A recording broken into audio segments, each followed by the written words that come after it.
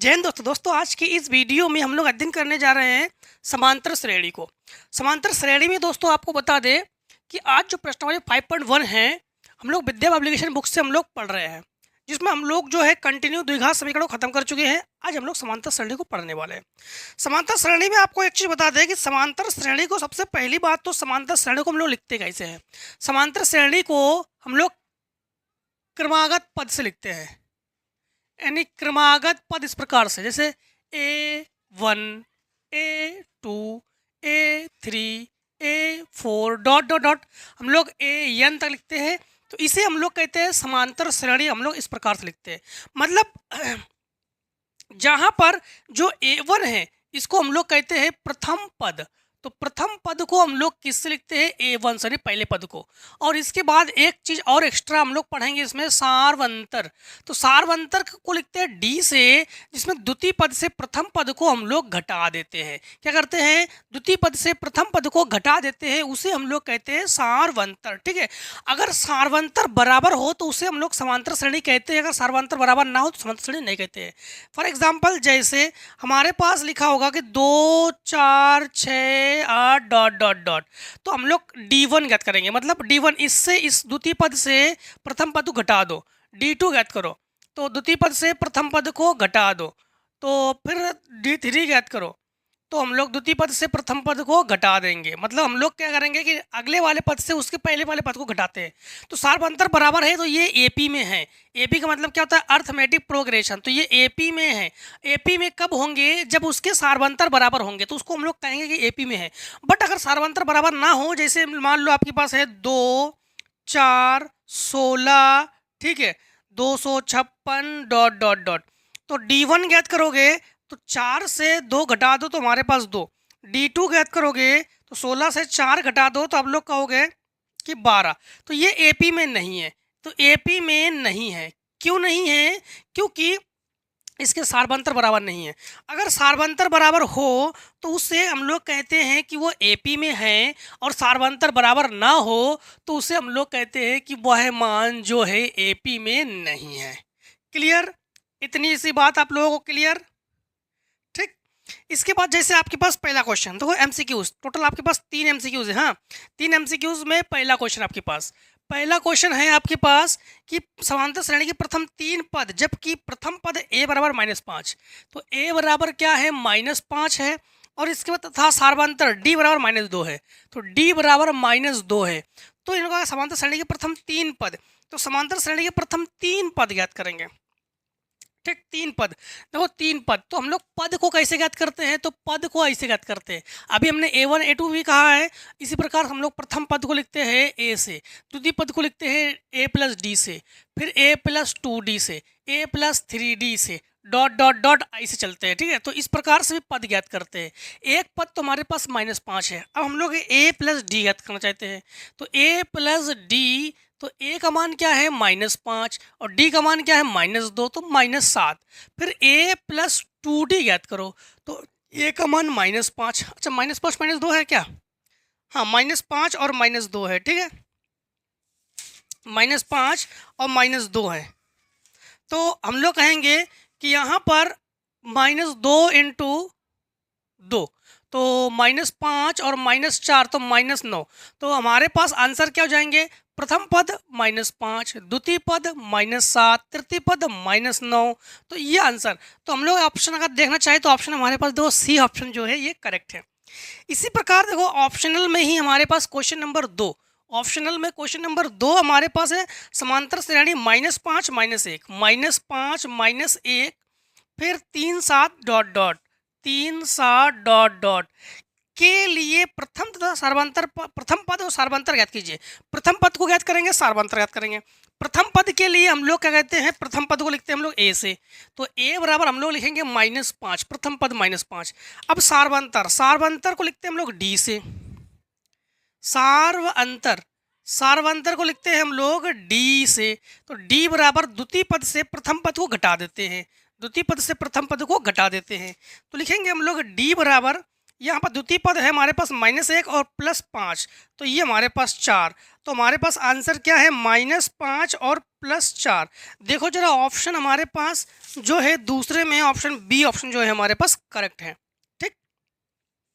Question number 3 optional.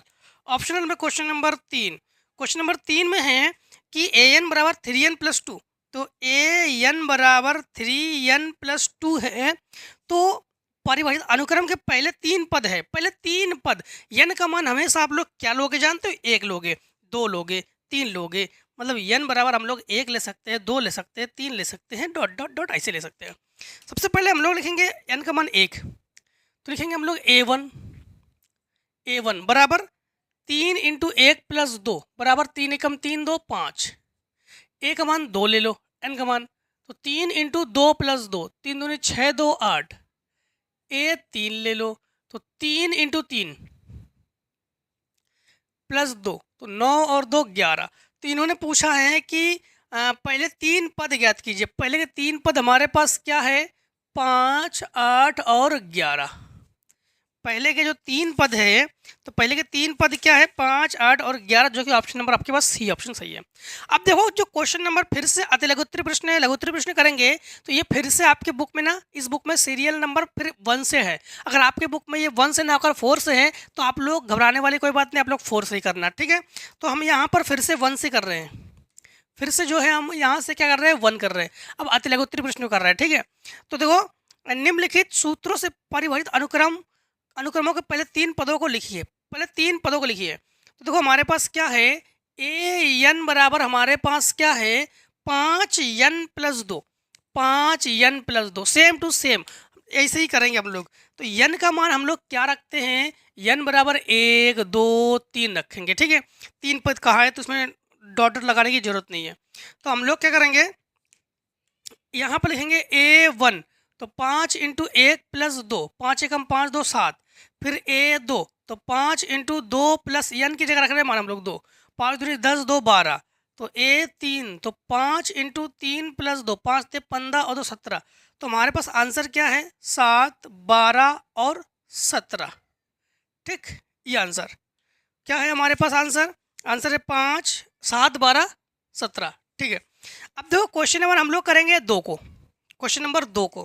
Question number 2 में क्या है, 2 में है कि निम्नलिखित सूत्र से परिभाषित अनुक्रम के पहले 5 पदों को लिखिए। तो an बराबर हमारे पास मान है -1 की पावर n-1, ठीक, n-1 और 2 × 2 की पावर n। तो हमारे पास n के मान को हम लोग, इनका प्रथम 5 पद, तो हम लोग क्या करेंगे कि n का जो मान है वो 1 2 3 4 और 5 लेंगे। टोटल कितने पद लेंगे, 5 लेंगे, ठीक है। तो हम लोग लिखेंगे यहाँ पर an बराबर, an की जगह a1 बराबर, तो लिखेंगे हम लोग -1 की घात 1 - 1 और 2 की घात 1। तो a1 बराबर, देखो यहाँ पर हम लिखेंगे -1 की घात 0 × 2, और किसी भी संख्या की घात 0 अगर हो तो उसका मान होता है 1। क्या होता है, 1। तो ये हमारे पास इसका मान क्या हो जाएगा, 1, तो ये हमारे पास हो गया 2, ठीक है। अब a2 लिखो, a2 मतलब -1 की पावर 2 - 1 और 2 की घात 2, तो यहाँ बचेगा 1, तो ये -1 × 4, तो ये -4, ठीक। फिर a3 लिखो, तो -1 की घात 3 - 1, भाई n की जगह 3 - 1 और बराबर 2 की घात नहीं × 2 की घात 3, तो ये बचा हमारे पास a की घात 2, तो माइनस का हो जाएगा प्लस, तो 1 × 8 बराबर 8। फिर a4 लिखो, तो -1 की घात 4 - 1 और 2 की घात 4, अर्थात ये घटा दोगे तो बचेगा 3, तो ये -1, क्योंकि घात अगर विषम हो तो माइनस को माइनस लिखोगे, घात अगर सम हो तो माइनस को प्लस कर दोगे, ठीक है। और 2 दूनी 4 दूनी 8 दूनी 16, ठीक, 2 दूनी 4 दूनी 8 दूनी 16, तो ये हो गया -16। a5 को लिखो, तो -1 की घात 5 - 1 और 2 की घात 5, तो 16 दूनी 32। हाँ, तो ये 1 × 32 बराबर हमारे पास 32। तो हमारे पास आंसर क्या होंगे, आंसर हो जाएंगे हमारे पास 2 -4 8 16 और 32। इन्होंने क्या पूछा था हमसे, इन्होंने पूछा पहले 5 संख्या को ज्ञात करो, ठीक है। तो क्वेश्चन नंबर 2 ही है। 2 माइनस 4 8 माइनस 16 32। ठीक है, अब देखो हम लोग क्वेश्चन नंबर 3 को करेंगे। क्वेश्चन नंबर 3, क्वेश्चन नंबर 3 में जो है, 3 में क्या है देखो, क्वेश्चन नंबर 3 में हमारे पास है एक सूची n पद 3n माइनस 2 है। n पद को ना हम लोग an से लिखेंगे सामान्यतः, तो an को लिखते हैं ये n पद। an बराबर हमारे पास क्या है, ये है 3n माइनस 2। क्या है, 3n माइनस 2 है। ठीक है, और तो क्या सूची समांतर श्रेणी में है, यदि उसका 10वां पद ज्ञात करो। है तो यदि तो उसका 10वां पद भी ज्ञात करो। क्या समांतर श्रेणी में है तो उसका 10वां पद ज्ञात करो। तो 10वां पद का मतलब क्या हो गया, n बराबर हम लोग क्या लेंगे, 10 लेंगे। तो a 10 बराबर 3 इंटू 10 माइनस 2। तो a 10 बराबर हम लोग कहेंगे कि यहाँ पर हो गया 10 या 30 माइनस 2, तो ये घटकर 28। वैसे अगर d 2 n का मान 1 2 3 लेते हैं तो क्लियर है कि ये समांतर श्रेणी में होंगे ही, तो इसलिए a 10 का मान हमारे पास क्या आ जाएगा, a 10 का मान आ जाएगा हमारे पास 28। क्लियर। अब देखो क्वेश्चन नंबर 4, तो 4 से पहले इतने को ही आप लोग स्क्रीनशॉट कर लो। चलिए क्वेश्चन नंबर 4 को करेंगे हम लोग। क्वेश्चन नंबर 4 में है हमारे पास, क्वेश्चन नंबर 4 में है निम्नलिखित स्थितियों में से किनमें संबंध संख्याओं की सूची में से एक एपी बनाती है, अपने उत्तरों के लिए कारण दीजिए। मतलब कौन एपी में है या एपी में नहीं है ये बताइए, बस ये उन्होंने हमसे पूछा है। सबसे पहली बात तो है एपी में सर्वांतर अगर बराबर हो तो हम लोग कहेंगे कि यह एपी में है, सर्वांतर बराबर ना हो तो हम लोग क्या कहेंगे कि ये एपी में नहीं है। क्लियर। अब देखो किसी स्कूल द्वारा पहला, चौथे का पहला, हाँ चौथे का फर्स्ट में है कि किसी स्कूल द्वारा प्रत्येक विद्यार्थी से पूरे सत्र में प्रत्येक महीने में लिया गया शुल्क, जबकि मासिक शुल्क 400 रुपये है। तो मासिक शुल्क हर महीने जो लिया गया शुल्क है, यानी प्रथम महीने में भी हम लोग 400 रुपये लेंगे, द्वितीय महीने में भी हम लोग 400 ही रुपये लेंगे, तृतीय महीने में भी हम लोग 400 ही रुपये लेंगे। हर एक महीने इन्होंने कहा किसी स्कूल द्वारा प्रत्येक विद्यार्थी से पूरे सत्र में प्रत्येक महीने में लिया गया शुल्क, जबकि मासिक शुल्क 400 रुपये है। तो हर एक महीने में हम लोग कितने रुपए शुल्क लेते हैं, 400 रुपये शुल्क लेते हैं। तो हर एक महीने में हम लोग 400 रुपये शुल्क लेंगे, तो समझना क्वेश्चन को समझना। ठीक, एक महीने का शुल्क क्या है, 400। ठीक है, दूसरे महीने का शुल्क क्या है, 2 महीने का शुल्क क्या है। मतलब हर एक महीने में तो हम लोग 400 लेते हैं। तो मतलब जैसे एक महीने में 400 लेंगे, दूसरे महीने में तो हम लोग कितने लेंगे, 800 रुपये, तीसरे महीने में हम लोग क्या लेंगे, 1200 रुपये, चौथे महीने में क्या लेंगे, 1600 रुपये। ठीक है, डॉट डॉट डॉट ऐसे हम लोग आखिरी में लास्ट टोटल हम लोग कितने रुपए लेते हैं टोटल, तो 12 चौक 48। ठीक, तो इतने रुपए हम लोग लेंगे। मतलब कहने का अर्थ है कि एक महीने में शुल्क अगर दे रहे हो तो वो अलग बात है, नहीं दे रहे हो तो अलग बात है। अगर दे रहे हो तो इस महीने में 400 दोगे, इस महीने में 400 दोगे, इस महीने में 400 दोगे, इस महीने में 400 दोगे। पहले महीने में नहीं दोगे तो दूसरे महीने में 800 दोगे, दूसरे महीने में नहीं दोगे तो तीसरे महीने में 1200 दोगे, तीसरे महीने नहीं दोगे तो चौथे महीने में 1600 दोगे। अगर चौथे महीने नहीं दोगे तो ऐसे करते करते अगर आखिरी महीने में दोगे तो इकट्ठा 4800 रुपये दोगे। हमने ऐसे लिखा है। तो क्या ये एपी में है, तो जी बिल्कुल ये एपी में है। क्यों है, चेक करते हैं। तो हम लोग देखेंगे कि सार्वंतर बराबर है, तो हम लोग कहेंगे यह है, यानी अतः यह है एपी में है, एपी में है। क्योंकि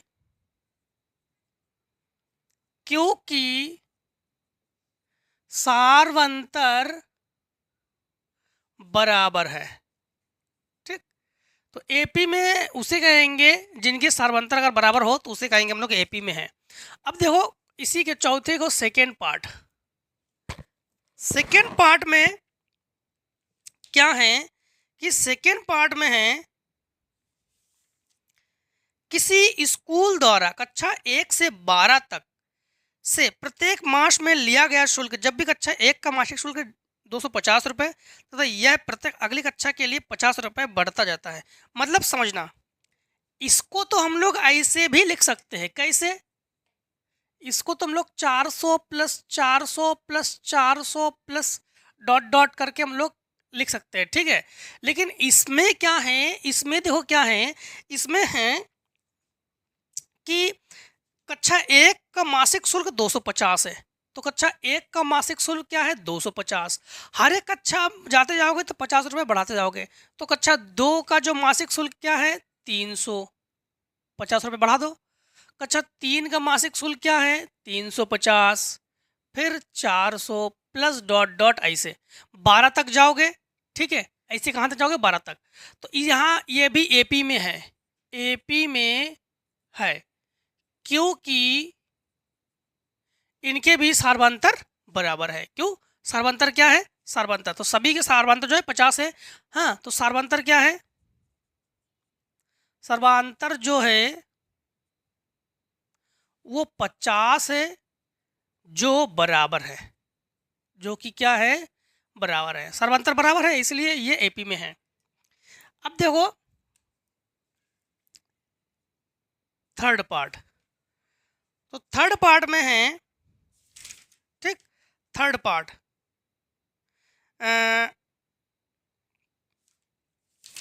थर्ड पार्ट में है कि वरुण के खाते में प्रत्येक वर्ष के अंत में जमा राशि, जबकि खाते में ₹1000 10% वार्षिक साधारण ब्याज की दर से जमा किए गए हैं, ठीक। तो वरुण के खाते प्रत्येक वर्ष के अंत में जमा राशि, प्रत्येक वर्ष एक वर्ष में 12 महीने, तो कुल महीने 12, तो लिखेंगे हम लोग n बराबर 12 वर्ष, n बराबर क्या हुआ 12 वर्ष, ठीक है। इसके बाद जबकि खाते में 1000 रुपये, तो मूलधन क्या है, मूलधन जो है वो 1000 रुपये है, और दर क्या है 10% है, ठीक। तो n का मान, इसको हम लोग n से ना लिखकर डायरेक्टली हम कह रहे हैं समय, तो समय क्या है 12 वर्ष, ठीक, 12 वर्ष। अब यहाँ पर थोड़ा समझना, वरुण के खाते में प्रत्येक वर्ष के अंत में, प्रत्येक वर्ष के अंत में ना, हर एक वर्ष के अंत में, जबकि खाते में 1000 रुपये 10% वार्षिक साधारण ब्याज की दर से जमा किए गए हैं, मतलब जमा किए गए मतलब हर एक वर्ष में इतने जमा किए जाते हैं। मतलब हम लोग अगर यहाँ पर कह देंगे कि अगर फार्मूला यूज करेंगे साधारण ब्याज, साधारण ब्याज या सिंपल इंटरेस्ट कहोगे, साधारण ब्याज, ये आप लोग क्लास 5th में पढ़ चुके हो आप लोग। साधारण ब्याज बराबर, साधारण ब्याज का फार्मूला क्या होता है, मूलधन इंटू समय, मूलधन इंटू दर इंटू समय बटे 100, ठीक है। या ऐसा कर सकते हो मूलधन इंटू दर इंटू समय बटे 100, जिससे आप लोग लिख पाओ मूलधन इंटू दर इंटू समय बटे 1000। अब यहाँ पर समझना, यहाँ पर हम लोग क्या करेंगे कि साधारण ब्याज को लिखते हैं, एसआई से लिख रहे हैं, मूलधन क्या है हमारे पास 1000 इंटू दर क्या है 10, ठीक, और समय क्या है 12। तो फॉर्मूला क्या होता है, मूलधन इंटू दर इंटू समय बटे, हमने क्या लिखा। अब यहाँ पर एक चीज समझना, इससे इसको कैंसिल कर देंगे 2 जीरो से, ठीक है। 2 जीरो से यहाँ पर 100 करो, 2 जीरो से 2 जीरो कैंसिल कर देंगे, तो हमारे पास बचेगा क्या, यहाँ पर हम लोग लिखेंगे सिंपल इंटरेस्ट जो है वो 100 1200, ठीक, 1200। तो हमारे पास मूलधन क्या है 1000 और ब्याज हमारे पास 1200। मतलब हम लोग अगर बात करें तो जो 1200 है तो साफ साफ है कि वरुण खाते प्रत्येक वर्ष के अंत में जमा राशि, तो प्रत्येक वर्ष के अंत में कितने जमा राशि है हमारे पास 1200 जमा राशि है, ठीक है। जबकि मूलधन 1000 रुपये, तो अगर हम लोग इसमें अगर मूलधन 1000 है तो ब्याज की बात करें तो ब्याज हमें क्या मिला, 1200 में हम लोग 1000 घटा कर दे तो 200 रुपये हमारे पास ब्याज मिलेंगे। तो ये जो इसको हम लोग क्या कहेंगे सार्वंतर, और सार्वंतर देखेंगे हर महीने हमें ये मिलते रहेंगे, ठीक है, हर महीने। तो सॉरी क्या कहा इन्होंने, प्रत्येक वर्ष के अंत में, वर्ष में। तो हम लोग क्या कहेंगे कि ये एपी में है, एपी में है। क्यों है? क्योंकि सार्वंतर जो है इनके बराबर है, इसलिए ये जो है एपी में है। इसके बाद देखो आपके पास चौथा नंबर, ठीक, 4 के फोर्थ पार्ट्स। 4 पार्ट में है कि किसी खाद्य पदार्थ में प्रत्येक सेकेंड के बाद जीवाणुओं की संख्या जब प्रत्येक सेकेंड में दोगुने हो जाते हैं। जीवाणु की संख्या सबसे पहले मान लो, माना जीवाणुओं की संख्या, जीवाणुओं की संख्या बराबर, अब समझना थोड़ा सा यहाँ पर कि किसी खाद्य पदार्थ में प्रत्येक सेकेंड के बाद जीवाणुओं की संख्या जबकि वे प्रत्येक सेकेंड में दोगुने हो जाते हैं, प्रत्येक सेकेंड में दोगुने हो जाते हैं। मतलब जीवाणुओं की संख्या मान ली हमने कि 1, ठीक, 1। अब फर्स्ट सेकेंड में 1 है, सेकेंड में दोगुना कर दो, फिर इसके दोगुना कर दो, फिर इसके दोगुना कर दो, फिर इसके दोगुना कर दो, ऐसे ऐसे हम लोग देखते जा रहे, बढ़ते जा रहे हैं। अब क्या सार्वंतर बराबर है? एक बार चेक करो। तो D1 जो है 1 और माइनस नहीं 2 माइनस 1 करो, 2 माइनस 1 करेंगे तो 1। D2 करो तो 4 माइनस 2 करोगे तो 2। तो हम लोग कहेंगे कि एपी में नहीं है, एपी में नहीं है, क्योंकि सार्वंतर बराबर नहीं है। अगर सार्वंतर बराबर ना हो तो उसे हम लोग क्या कहते हैं कि एपी में नहीं है, ठीक है। तो एपी में क्यों नहीं है? क्योंकि सार्वंतर बराबर नहीं है। अब देखो क्वेश्चन नंबर हम लोग करेंगे 5 को। क्वेश्चन नंबर 5, क्वेश्चन नंबर 5 में है निम्नलिखित में से कौन सी श्रेणी समांतर श्रेणी में है, उनका समांतर श्रेणी के लिए प्रथम पद सार्वंतर ज्ञात करो। पहला ऑप्शन है 3, 3, 6, 12, 24, 12, 24 डॉट डॉट डॉट। क्या ये समांतर श्रेणी में है? तो हम लोग चेक करेंगे कि D1 पहले, तो इससे घटा दो तो बचेगा 3, D2 इससे घटा दो बचेगा हमारे पास 6। तो हम लोग कहेंगे कि एपी में नहीं है, एपी में नहीं है। भाई एपी में क्यों नहीं है? क्योंकि इसके सार्वंतर बराबर नहीं है, इसलिए एपी में नहीं है।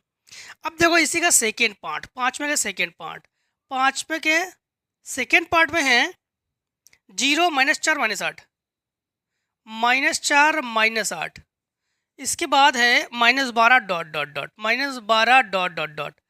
देखो D1, इससे इसको घटा दोगे तो बचेगा -4, इससे इसको घटा दोगे तो बचेगा -4, इससे इसको घटा दोगे तो -4। तो ये सार्वंतर बराबर है, तो हम लोग कहेंगे कि ये एपी में है, एपी में है। अब देखो इनके आगे इन्होंने पूछा है जो एपी में है उसके प्रथम पद तथा सार्वंतर ज्ञात कीजिए। प्रथम पद क्या है? तो हम लोग कहेंगे कि प्रथम पद जो है इसमें प्रथम पद ये है 0 और सार्वंतर क्या है? सार्वंतर है -4, ठीक। ऐसे करोगे इसमें, क्लियर। अब देखो इसी में हम लोग क्वेश्चन नंबर 5 में का थर्ड पार्ट को करते हैं, ठीक। 5 में के थर्ड पार्ट को देखो, तो करेंगे हम लोग 5 में के थर्ड पार्ट को। थर्ड पार्ट में है हमारे पास 1/2, 1/4, 1/6, 1/2, 1/4, 1/6, 1/8 डॉट डॉट डॉट। तो चेक करो सबसे पहले D1, 1/4 - 1/2, एलसीएम 4, 4 एकम 4, 2 दूनी 4, -1/4। D2 तो 1/6 - 1/4, एलसीएम 12, तो 6 दूनी 12, 4 तिया 12, -1/12, दोनों बराबर है नहीं है। तो हम लोग कहेंगे कि D1 is not equals to D2, तो एपी में नहीं है, एपी में नहीं है, ठीक। अब देखो आप लोग 5वें के जो आपके पास छठा पार्ट है, ठीक।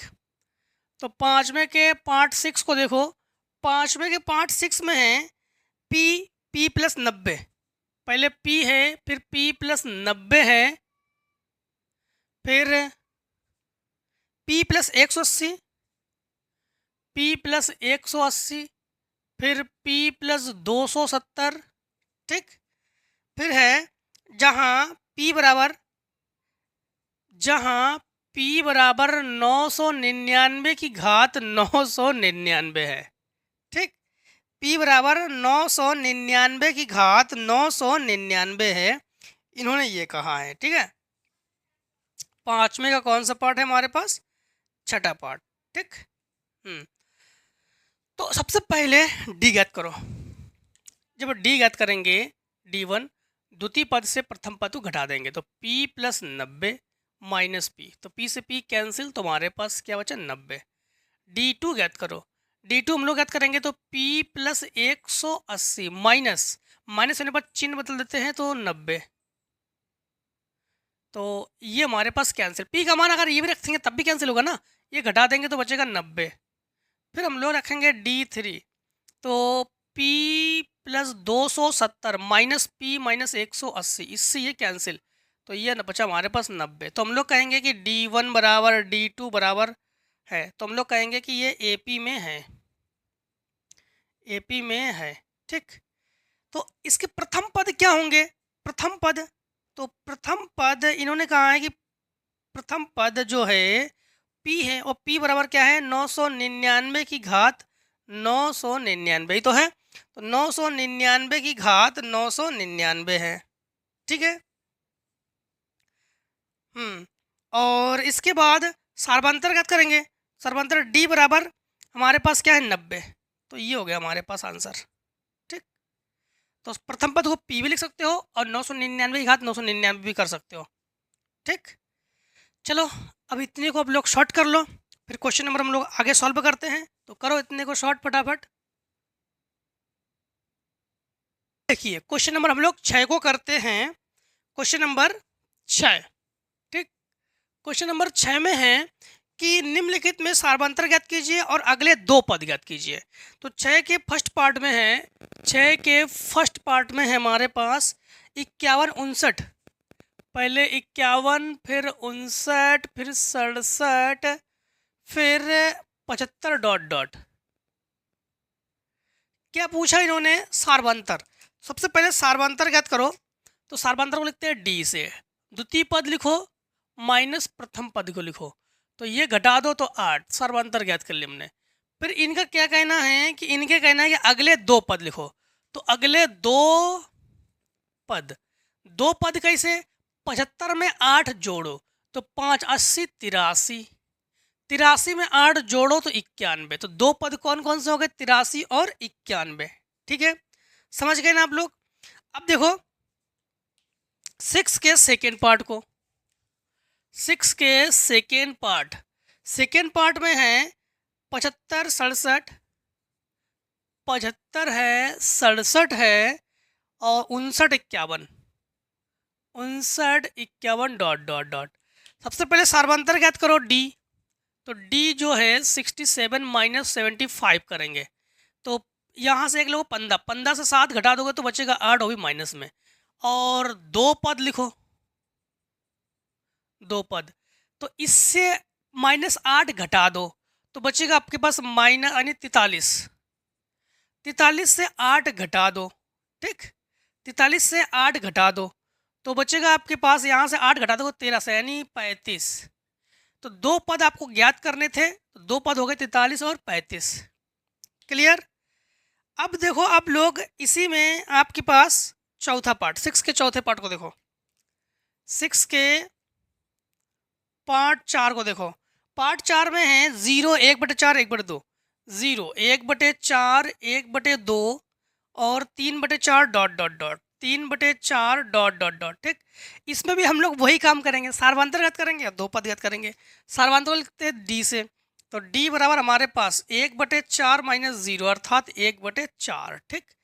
अब यहाँ पर दो पद और ज्ञात करेंगे, तो दो पद जब ज्ञात करेंगे तो यहाँ पर हम लोग क्या करेंगे कि 3/4 में 1/4 जोड़ देंगे, तो 4/4 अर्थात कैंसिल होकर 1, फिर हम लोग 1 में 1/4 जोड़ देंगे, यही जोड़ते जो सार्वंतर हो, 4 एकम 4 और 1 5/4, तो एक आंसर आपके पास ये है और एक आंसर आपके पास ये है,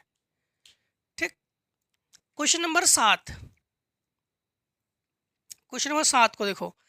सिद्ध कीजिए कि ए एन बराबर 2n² ए एन बराबर 2n² प्लस एक से परिभाषित अनुक्रम का एक समांतर श्रेणी नहीं है। का समांतर श्रेणी नहीं है ये आप लोग बताओगे। सबसे पहले यहाँ पर n का मान क्या लोगे? n का मान हर जगह आप लोग 1 2 3 4 डॉट डॉट डॉट ले सकते हैं। यहाँ पर सबसे पहले n बराबर 1 रख लो। तो n बराबर जब 1 रखेंगे तो n बराबर 1 रखने पर, ठीक, तो लिखेंगे ए 1 बराबर 2 और 1 का स्क्वायर प्लस 1, तो ए 1 बराबर 2 प्लस 1 बराबर 3। फिर n बराबर 2 रखने पर, n बराबर 2 रखने पर तो लिखेंगे ए 2 बराबर 2 और 2 का स्क्वायर प्लस 1, 2 दूनी 4 दूनी 8, तो ये हो गया हमारे पास 8 प्लस 1 बराबर 9। इसके बाद ए 3 लिख लो, तो 2 और 3 का स्क्वायर, यहाँ पे 3 का स्क्वायर और प्लस 1, 3 तरह का 9 दूनी 18 और 1 19। ऐसे ही डॉट डॉट डॉट हम लोग ज्ञात कर लेंगे आगे और भी, ठीक है। तो हमारे पास जो AP है, AP क्या है? AP हमारे पास है, पहले है हमारे पास 3, इसके बाद है 9 और इसके बाद है 19, ठीक, इसके बाद है 19। अब हम लोग कहेंगे कि डॉट डॉट डॉट, ठीक। अब हम लोग कहेंगे कि यहाँ पर D1 अगर ज्ञात करते हैं तो 9 माइनस 3 करेंगे, तो 9 माइनस 3 बराबर 6। अगर हम लोग D2 करते हैं तो D2 हम लोग 19 माइनस 9 करेंगे जो कि 10। तो हम लोग कहेंगे कि D1 जो है वो D2 के बराबर नहीं है, तो हम लोग कहेंगे यह AP में नहीं है। क्यों नहीं है? क्योंकि इनके जो सारवंतर है वो बराबर नहीं है, तो अतः यह AP में नहीं है। क्लियर? अब देखो क्वेश्चन नंबर 8, मतलब आखिरी। अगर आपके पास जो बुक है उस बुक में और भी क्वेश्चंस हो या कम हो तो कमेंट सेक्शन में बताना, वैसे हम इसको भी आपको प्रोवाइड करा देंगे, ठीक है। औचित्य देते हुए बताइए कि क्या यह कहना सत्य है कि निम्नलिखित किसी AP में AP के nवें पद है? तो सबसे पहले इसको लिखो AN बराबर 2n माइनस 3, ठीक। इसको हमने क्या लिखा? AN बराबर 2n माइनस 3, ठीक। तो यहाँ पर अगर हम लिखते हैं n बराबर वही 1 2 3, n बराबर हम लोग क्या लिखेंगे? n बराबर लिखेंगे हम 1 2 3 डॉट डॉट डॉट। पहले 1 रख लो, तो A1 बराबर 2 इंटू 1 माइनस 3, 2 1 2 माइनस 3 तो माइनस 1। A2 रख लो, तो 2 इंटू 2 माइनस 3, 2 दूनी 4 से 1। A3 रख लो, तो 2 इंटू 3 माइनस 3 6, ये हो गया आपके पास 3, ठीक है। रुक जाओ, पहले एक बार रीचेक करेंगे। 2n माइनस 3, ठीक है। और 2 1 2, 3 घटा दोगे माइनस 1, 2 दूनी 4, 3 घटा दोगे 1, 2 3 6, 3 घटा दोगे 3, डॉट डॉट डॉट, ठीक। तो यहाँ पर AP क्या है हमारे पास? AP जो है ये हमारे पास माइनस 1 है और 3 है, ठीक। अब हम लोग क्या करेंगे कि D बराबर हम लोग करेंगे D1 बराबर, इससे इसको घटा देंगे तो माइनस प्लस 1 बराबर 2। D2 बराबर हम लोग कहेंगे 3 माइनस 1 बराबर 2। तो हम लोग देख पा रहे हैं कि D1 जो है D2 के बराबर है, तो हम लोग कहेंगे कि अतः यह AP में है, ठीक। अब देखो ये तो 8वें का फर्स्ट पार्ट है। अब 8वें के सेकेंड पार्ट को देखो। सेकेंड पार्ट में है कि 3n² प्लस 5, तो लिखोगे AN बराबर 3n² प्लस 5, ठीक। तो n बराबर वही सेम टू सेम हम लोग क्या लिखेंगे? n बराबर 1 2 3 डॉट डॉट डॉट, ठीक है। तो यहाँ पर हम लोग क्या करेंगे कि n बराबर हम लोग लिखेंगे A1 बराबर 3 और 1 का स्क्वायर प्लस 5, तो 3 एकम 3 और 5 ये 8 हो गया। A2 बराबर 3 और 2 का वर्ग प्लस 5, 2 दूनी 4 तिया 12 और 5 17। A3 बराबर हम लोग करेंगे कि 3 और 3 3 का स्क्वायर प्लस 5, ठीक। 3 का स्क्वायर प्लस 5, 3 3 का 9 तो 27, 27 और 5 32। तो हम लोग कहेंगे कि एपी में नहीं है। क्यों नहीं है? चेक करो, सार्वंतर बराबर नहीं आएंगे, इसलिए ये एपी में नहीं है। ठीक। थर्ड पार्ट देखो, आर्ट के थर्ड पार्ट में है 1 plus N plus N square, 1 plus N plus N square. Same to same वैसे ही करेंगे हम लोग। तो लिखेंगे हम लोग सबसे पहले ये 1 बराबर 1 प्लस 1 प्लस 1, तो ये 3। ए 2 बराबर 1 प्लस 2 का स्क्वायर 4, तो ये हो गया 6 7। और ए 3 बराबर तो 1 प्लस 3 का स्क्वायर 9। ठीक है, तो बराबर ये 10 3 13 डॉट डॉट डॉट। अब देखो जरा, ये घटा दोगे 4, ये तो ये एपी में नहीं है, तो D1 is not equal to D2। तो हम लोग कहेंगे कि एपी में नहीं है। एपी में क्यों नहीं है? क्योंकि इनके सार्वंतर भी बराबर नहीं है। क्लियर? तो ये भी एपी में नहीं है। हाँ, तो अब हम लोगों ने 5.1 को ख़त्म कर लिया है। अब हम लोग मिलेंगे 5.2 में। ठीक है, तो 5.2 में देखो, हर एक प्रश्नावली में आएंगे तो उसके जो उसी के जो रूल्स है बस वही बताते चलेंगे। ये नहीं कि आप लोग सोचोगे कि सर आपने तो एपी के पूरे रूल्स नहीं बताए। नहीं, पूरे रूल्स नहीं बताए, बिल्कुल सही बात है। अब 5.1 में जो रूल्स यूज़ होंगे बस वही रूल्स आपको बता दिए हमने। 5.2 में जो रूल्स यूज़ करेंगे उसको 5.2 में बताएंगे। 5.3 में जो रूल्स यूज़ करेंगे वो 5.3 में बताएंगे। जिस पे जो रूल्स है उसी प्रश्नावली से पहले उसको हम बताते जाएंगे। ठीक है, तो वीडियो को आज हम लोग यहीं पर रोकते हैं, मिलते हैं 5.2 में। दोस्तों जय हिंद, जय भारत। आप लोग स्वस्थ रहिए, मस्त रहिए। इस प्रकार से हर एक प्रश्नावली में हमसे मिलते जरूर रहे। ठीक है, टेक ए स्क्रीनशॉट।